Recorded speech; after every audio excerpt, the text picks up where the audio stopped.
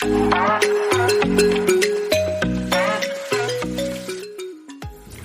beauties, and welcome to Aesthetic Chat with Kiki. I'm your host, Kiana Gamble, and I'm so excited to announce this next guest on the podcast. Beauties, I am sitting down with Shelby Miller today to discuss all things aesthetics, her journey, her TikToks, all of it. She is a nurse practitioner who has a practice called Room Aesthetics in Utah, and I really think you guys are going to enjoy this one. Enjoy. Well, thank you so much for taking the time to come on. You are a very busy woman with all your traveling and your daughters and training, God. And I don't know how you managed to do it all. Yeah, me either. That's a good question. No, it's good. It's good. No, I appreciate you having me on. I know we planned this a hot minute ago, and I got a little bit behind in clinic, so sorry about that. No, totally understand, girl. Well, thank you for coming on. Let's just jump right into it. So, again, thank you for being a guest on Aesthetic Chat with Kiki. And let's just start by chatting about your story, how you got into aesthetics, and kind of at what point did you transition from maybe another type of nursing? So originally I started out as a cardiovascular ICU nurse. Actually, I wanted to be a CRNA. So you have to work in ICU before you can get into a CRNA program. So I started working in the ICU, loved it, but was always interested in plastics. So I got a part-time job working for a body plastic surgeon in the OR and loved the plastics world, but quickly realized that I was not meant to spend my career in an OR with people asleep and my patients asleep. Fair. Very fair. So I decided that I needed to transition paths. I met a CRNA who was an injector, learned a little bit more about injecting. She would show me before and afters, and my mind was blown. I didn't even know filler was a thing. I didn't know you could make someone's cheeks bigger, lips, totally different concept. This was probably, I don't know, eight years ago. So I decided that I wanted to kind of dabble in that. So I transitioned. I worked with a couple of different body plastic surgeons while I was still working in the ICU, and then transitioned to working with a facial plastic surgeon full time. I ran his OR, which is actually extremely helpful as a nurse injector because it's basically, an anatomy lab every day as he's pulling back the tissues, doing facelifts and upper, lower blepharoplasties, tons of rhinoplasties, got a really good, grasp on anatomy, injected there, quickly got more and more busy injecting, and started my Instagram, and it's history from there. Kind of blew up. What year did you start actually injecting? You would ask me that. I don't know, 2015 maybe? You know how sometimes you start something and you have to really know it and understand it to know that you love it. I knew it from day one. I was obsessed from day one. And this was before I even really truly understood the industry and what it can mean as a career. It was none of it. It was not about any of that. It was just purely, I loved it. Well, yeah, I can tell just by your voice and you talking about it, you have such a passion for it. And so that's super awesome that you really didn't know anything about really the potential within the industry. I find so if you started really in 2015, you have grown tremendously in a very short amount of time to where you're now, training all over the world and you're very well known and you're at the train the trainer events and all of that kind of thing. I guess how did you transition so fast into that training role? I think that I had my priorities right from the beginning. For me, I had 3 different core values. And the first one was patient safety, because I was coming from emergency medicine, intensive care. I had a very serious perspective So safety was number one. So I dove in and did as many trainings as I possibly could, because aesthetics has an artistic component to it. And I find this more and more that when I'm training people. You can train some of the most brilliant people who've been the top of their class, doesn't matter where they were educated, and they still just don't get it. And you understand that now. Like, there's definitely an artistic component to this. So I would seek out people that created results that I thought were beautiful and natural and learned from them. And I invested thousands of dollars into my own education. I didn't have my own business at that point. I was an employee for another practice. So just, training, because safety was my number one priority.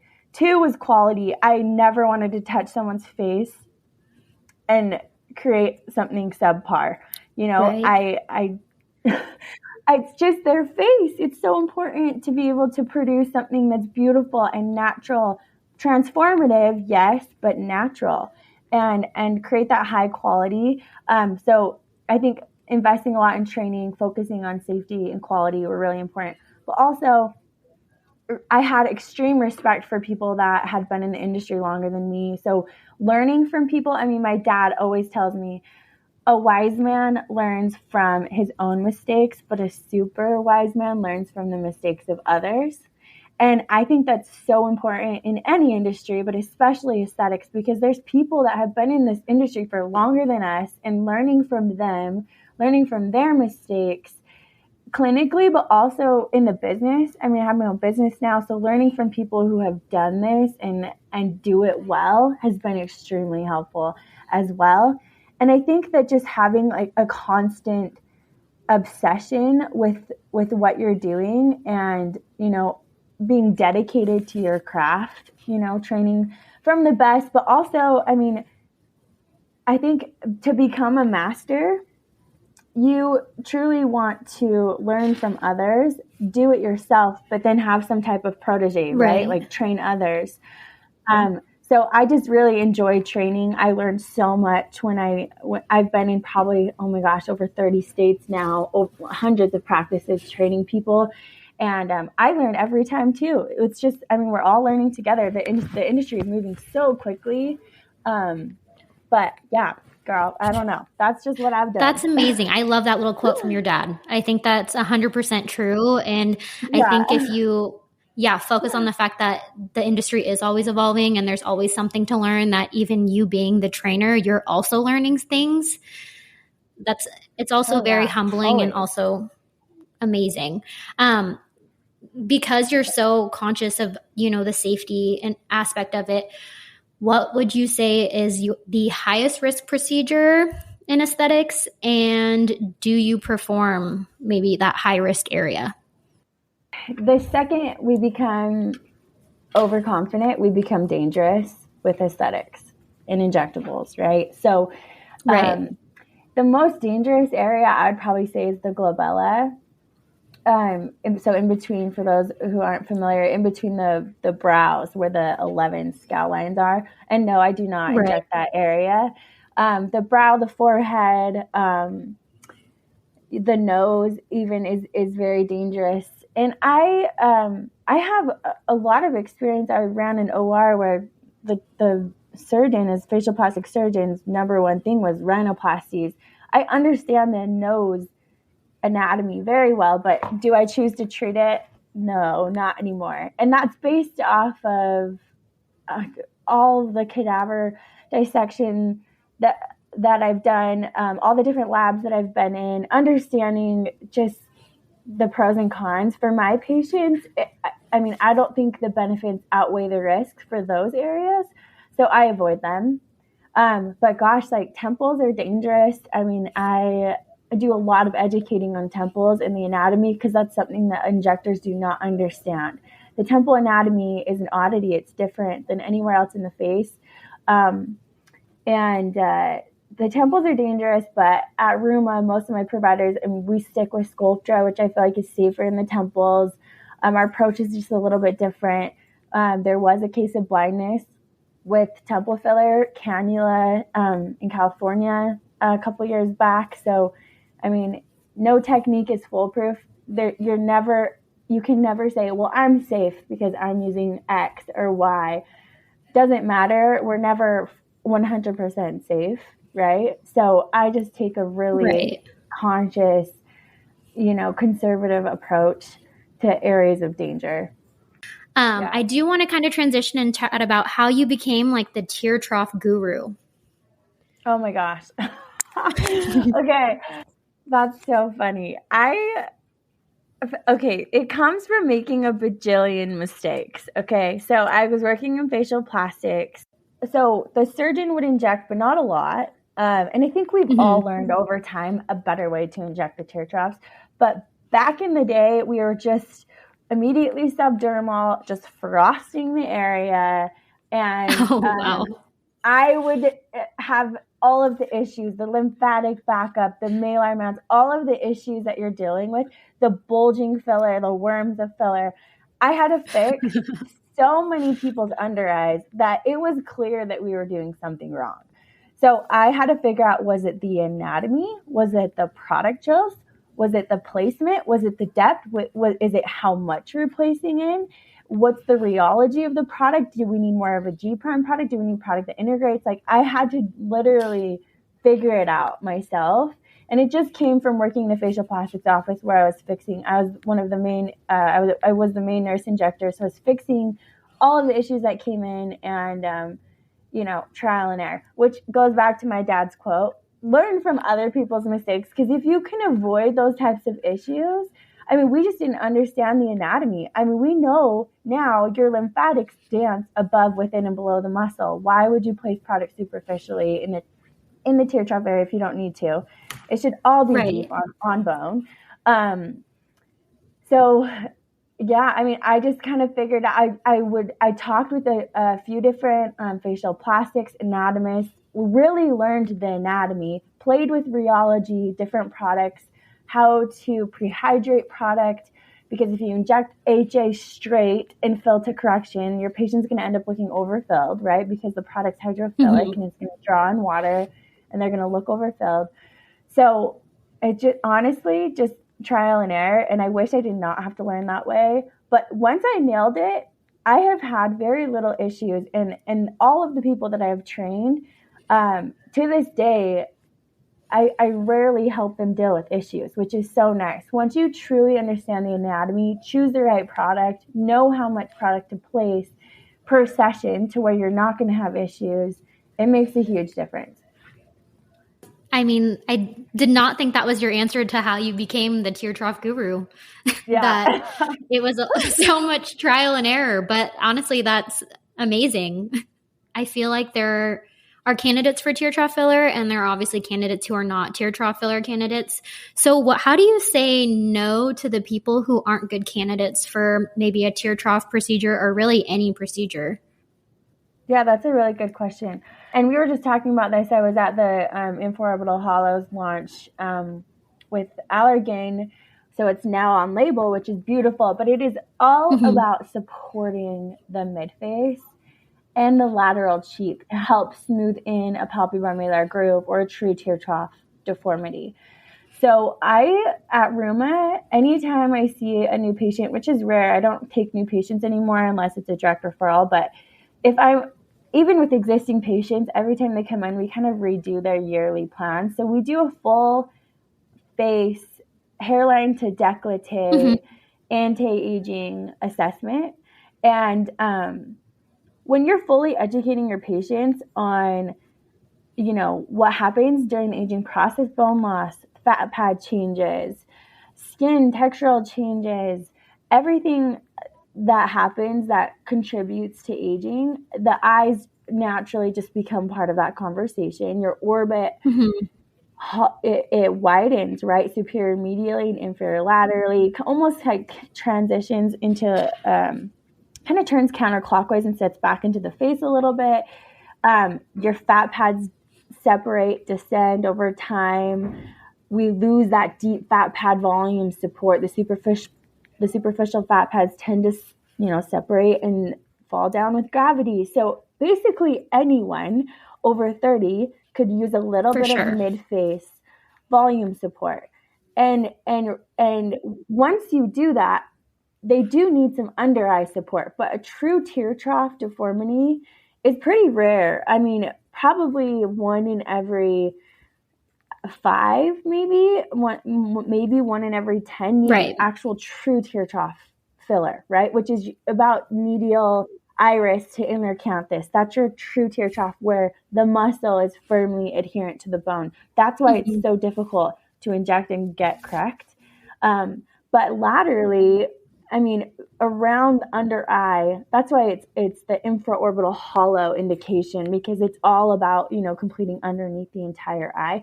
So I wouldn't say, like, so many people, almost anybody could use mid-face support and under eye support out into around their orbit.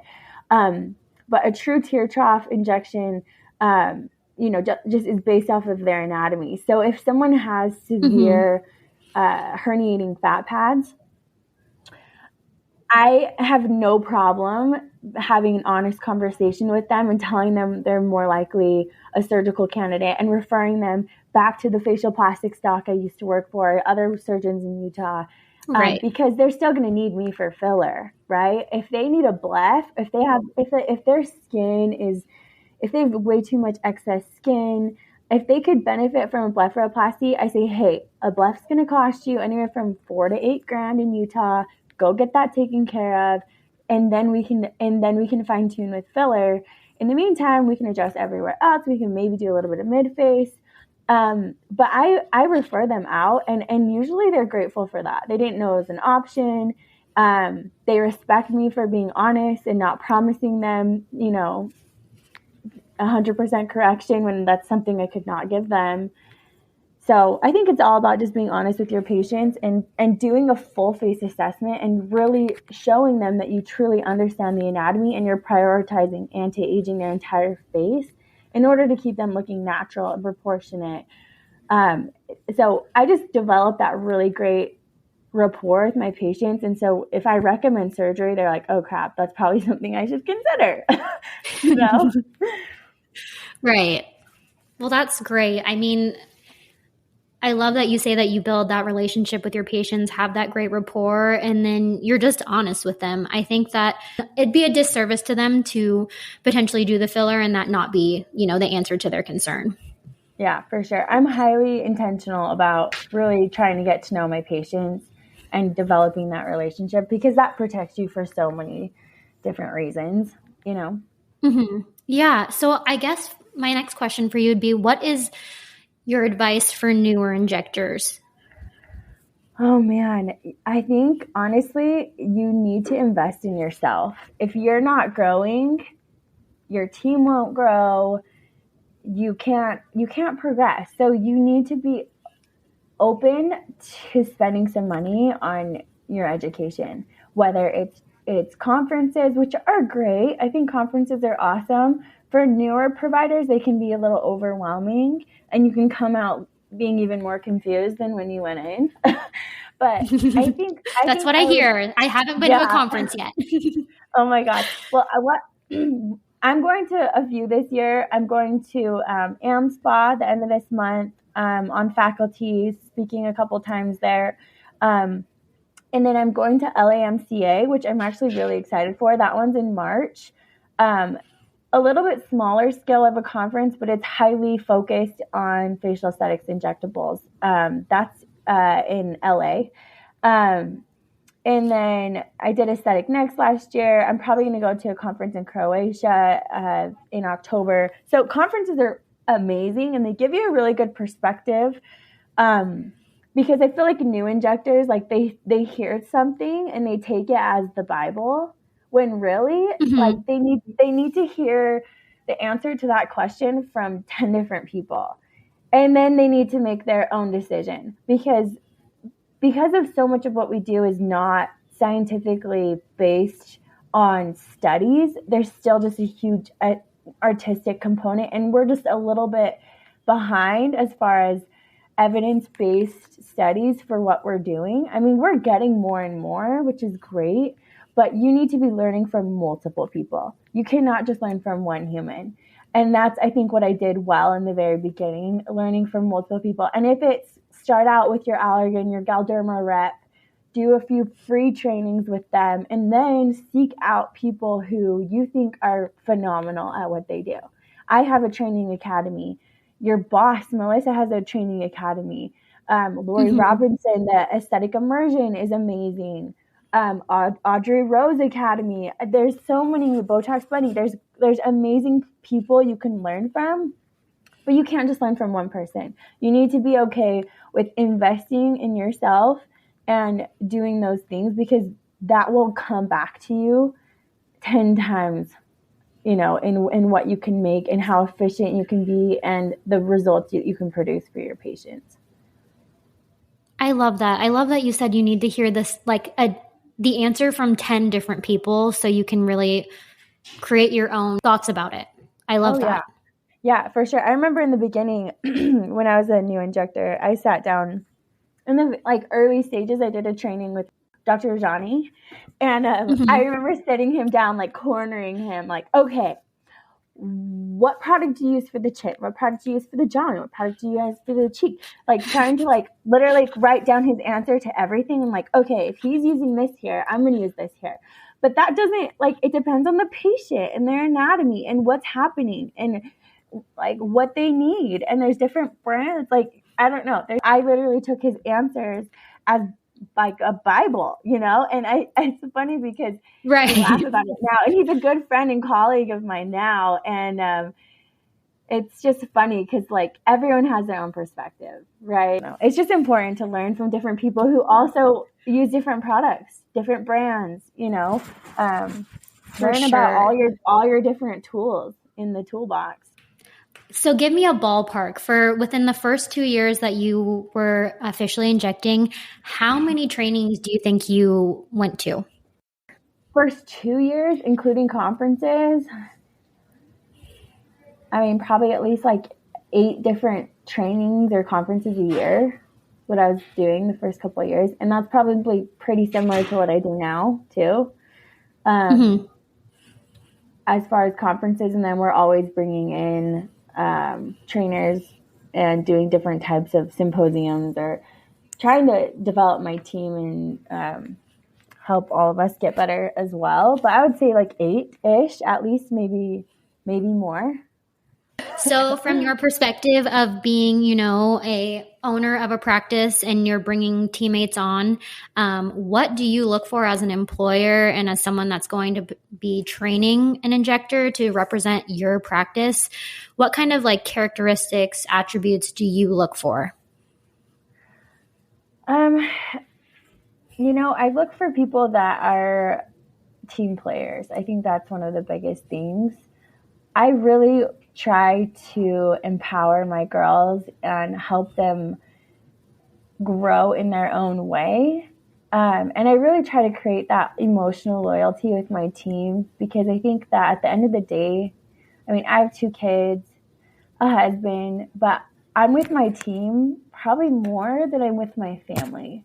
So I think it's important to have a team full of women who empower you and where you enjoy being around them. So personality and having the right mentality as far as team player, let me help you out because I know you're going to help me out when I need help. That's one of my biggest things. Because we're like a family here, and if someone's ruffling feathers, I have no problem getting rid of them. I've learned to hire very slowly and be quick to fire if things aren't working out. So personality and drive is one of the huge things. Also sacrifice in the beginning as an injector. Gosh, I think it takes 3 or 4 years to build a full clientele, if not longer. So patience, perseverance, being able to dig in and invest in yourself. People, if I was hiring someone newer, I would look at all the trainings they've been to. Have they been investing in themselves above and beyond the free, allergen and Galderma trainings? What have they been doing? Have they been going to cadaver labs? Are they willing to take feedback? Are they willing to learn the way that we do things here in order to create similar results? I don't micromanage my team. I let them do what they want, but I expect all of us to get to a very similar result. I don't care how you get there. I'll show you how I get there, but you need to get there in the end if you want to work at Ruma and create these natural transformative results for our patients. So having an amazing team is key. I think one of my favorite quotes is, "One is too small a number to achieve greatness." And I think that it's all about having an amazing team and expressing gratitude to your team and giving others credit for your success. Because at Ruma, our injectors have aesthetic assistants who do literally 90% of their job. So being able to be grateful and, have team members around you and work well with them is a huge component of being an injector at Ruma. So with the injectors and the assistants, and it's funny, I'm speaking at AMSPA about this. It's so funny to me how inefficient practices run in aesthetics, because the flow at Ruma is very unique to other practices that I've seen. And once our injectors are seeing solid 6 to 8 people a day, they get a full-time assistant. I always have 2 assistants at all times because I'm running 2 rooms. I'm going back and forth. So the flow, I guess it might be helpful to talk through our flow. So a patient will come in, our guest services team will bring them back to the room. The assistant will get started with the patient, going over their medical history, any type of contraindications. They'll go over consents if they're existing patients. They'll make sure everything's looked up in Alley and Aspire. All the points are ready to go. They will verify allergies. They kind of get to know the patient, get them comfortable. And then they figure out the plan, like what was booked, what are they hoping to achieve today. They'll go over expectations, and then they cleanse the patient's face, get all their makeup off, apply numbing if needed, and then they'll come and give me a report, which is the patient's information, their last appointment details. What did we do on them last? What are they hoping to get done today? What was previously booked for today? How much time do we have for today? Any changes in medical history, allergies, personal hints about them. Oh, remember they were building a house and they have 3 kids and they just got back from Hawaii. So then we walk in the room together and I can be like, "Hey girl, how was Hawaii? How's the house?" It's just like so much more personal. We make a plan. I do a full face assessment if needed, if it's a new patient, finalize the plan, go over risks and benefits. And then I say, okay, the assistant's going to get you prepped. I'm going to step out.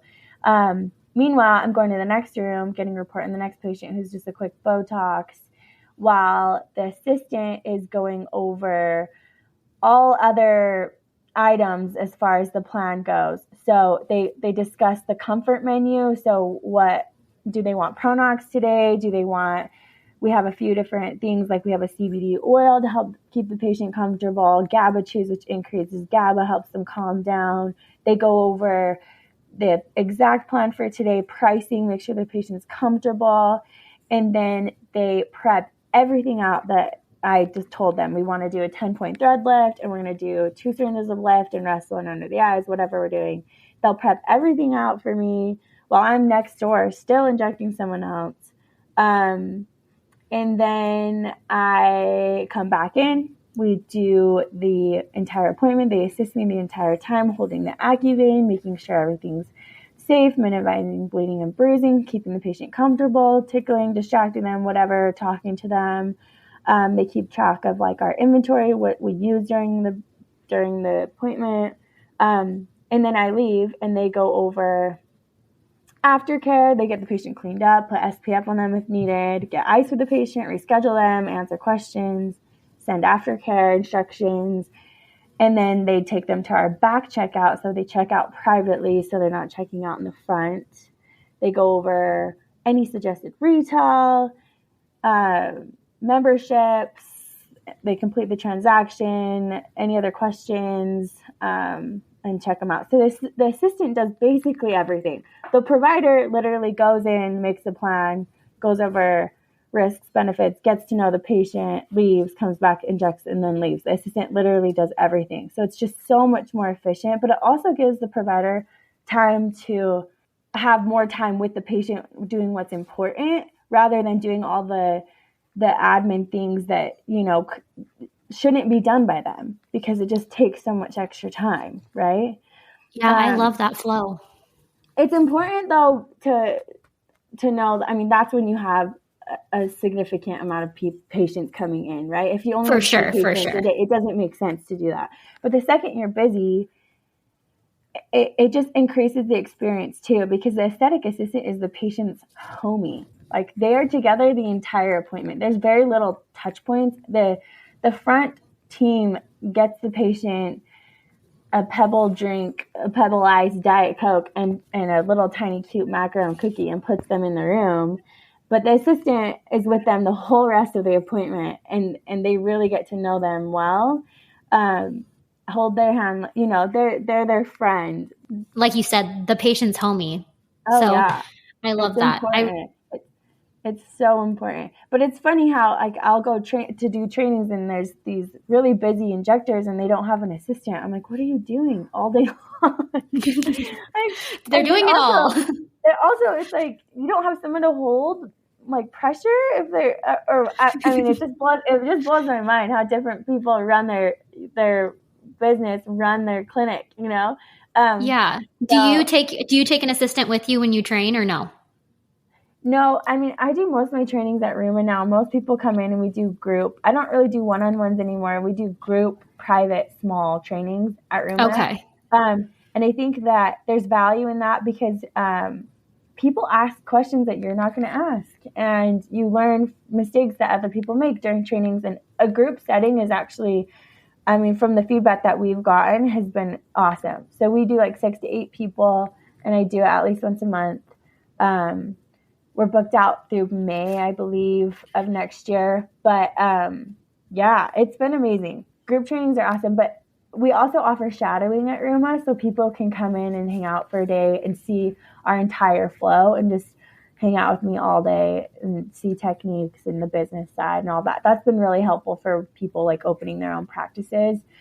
Or if you like even work within a practice and you just want to optimize, your systems and how things are working. Well, that's awesome. I want to come do a Ruma training. Yeah, it sounds like fun. It's fun. It's a good time. My last question for you is, you are the TikTok queen in aesthetics. Congratulations on getting over 100K. But I'm just wondering how you got into like making the TikToks and the dancing and like that whole side of things. Oh my God. Like, do you have a dance background? It's funny. I did. Actually, I danced my whole life and I danced professionally in college. So I love dancing. And I don't know why, but a good chunk of my staff grew up dancing too, whether it was, drill team in high school or dance company or whatever. But it's just a fun way to laugh. And it's funny because so many times we get comments where it's like, how many times, like how long, how do you guys have time to do that? We literally will like shoot a text out with a short little video we want to film. We're like, okay, everyone be ready. And then at the end of the day, or even like during a quick patient transition, we will literally film it a few times and that is it. And that's just what we go with. So it's fun. I don't know. My team loves it. And video, if you understand anything about Instagram and social media, videos do so well. And they do. We've really had to up our game because growth is so hard on any social platform right now. But the more videos you do, I feel like we've grown quicker and quicker. So posting consistently and doing a ton of videos has helped with growth. But yeah, we just find funny ones. I'll save audio for reels on funny ones that I see, and then we'll just go back and do it at some point, That's so funny. Also so interesting because I grew up competitively dancing as well. And yeah, but it's so crazy that I think that within like this industry and the artistic component to it, because I I just know so many people that I grew up dancing with that also became nurses. Oh, yeah. And then I know a handful of people that do have like dance backgrounds, artistic backgrounds, something like that are now doing this. Oh, that's funny. I didn't think about that, but that makes sense. And also the personality of a dancer usually is someone who's pretty driven, can stay on time. Like, I don't know. I just, the background behind someone that has danced for a really long time, I usually vibe with those people. So that's probably why I end up hiring them. But yeah, our team's full of dancers. It's funny, but it works. I love that. Your team sounds like a good like group of gals that you have like hand selected, and it sounds like you're very particular in a good way about building your team. Oh yeah. I mean, you have to be, because it's everything. So tell everyone where they can find you on social media, where they can find more information on trainings at Rooma, that kind of thing. Okay, so we have a training website that we just launched. It's roomaacademy.com. Or you can email training@Rooma, RUMA, aesthetics starting with an A, so 2 A's.com, so email training@roomaaesthetics.com for more info. Otherwise, I'm on Instagram at aesthetic_injector, and my business is Rooma Aesthetics on the gram. All right, well, thank you so much, Shelby. Yeah, girl, thanks for having me. Thank you again, Shelby, for coming on the podcast. It was an absolute pleasure. I had so much fun chatting all things aesthetics with you. To get current updates on the podcast and future guests, follow along on the podcast Instagram, which is @aesthetic.chatwithkiki. My aesthetic Instagram is @aestheticnurse.kiki. You can stream the podcast on Apple Podcasts, Spotify, or directly on my website, aestheticnursekiki.com. Also on the website, you can find some fun apparel. Definitely check that out. Until next time, beauties, take care. Bye.